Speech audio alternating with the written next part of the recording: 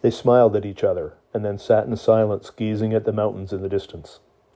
These were Juan's favorite moments, his cave of security, one of the blankets of happiness that made the world navigable. "Your mom tells me you've been having some trouble at school?" "I'm starting to hate being there, Tom. I wish I could just quit." "What problems are you having?" "There's a group of guys a year or two older than me. They like to pick on people that they don't like. They call me a wetback, tell me my parents were peasants and dirt farmers. They tell me to go back where I came from." "That must be pretty hard, Juan. But look, there's something I would really like you to know. Your parents were heroes to me." "Tom, I appreciate what you're doing, but I'm almost 14 now. You don't have to try to sugarcoat things. I've talked to Janine about this. I know who my parents were. They were peasant sharecroppers." "Juan, let me try to explain this to you as honestly as I can. Where you came from, for a very long time, there were a few rich families who controlled the economy, owned most of the land, and there were a lot of people whom they forced into a type of servitude, where if they worked very hard, they might barely make enough to survive. Whenever anyone challenged that right, they smacked them down very hard. They had right-wing paramilitaries that would hunt people down and kill them. Their system is very effective, and it frightens people into complacency. It only ever changes when somebody finds the unbelievable courage to stand up and say, "No, this is wrong. We need to make a better world to live in." That's what your parents did. They stood up for what is right. They said enough is enough. They knew what could happen, and they were probably frightened to death, but they stood up anyway. I can't imagine where they found the strength.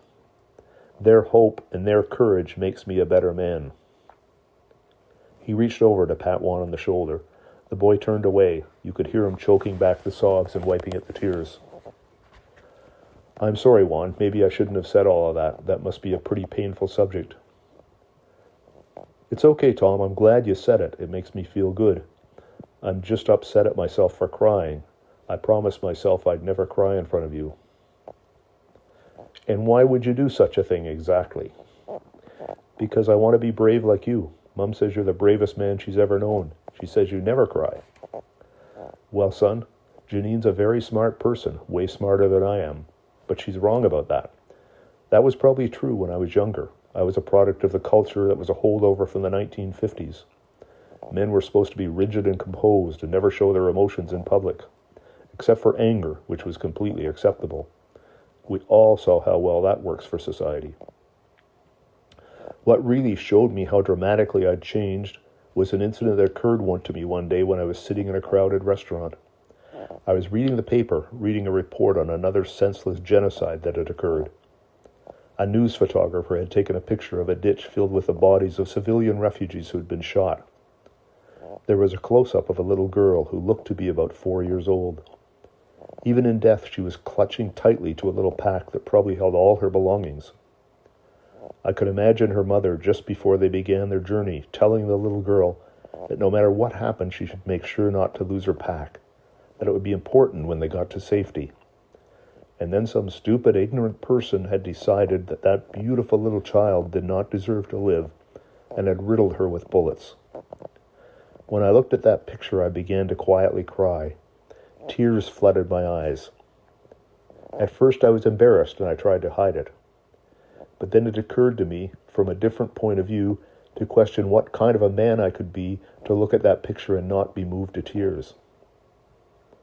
So I'm pretty comfortable having emotions and letting them show. It doesn't make me any less tough or less of a man. I'll tell you a little secret. When I'm talking to Janine on the phone and she tells me something about some amazing thing you're doing, it brings a little tear of happiness to my eyes. Thanks, Tom. That means a lot.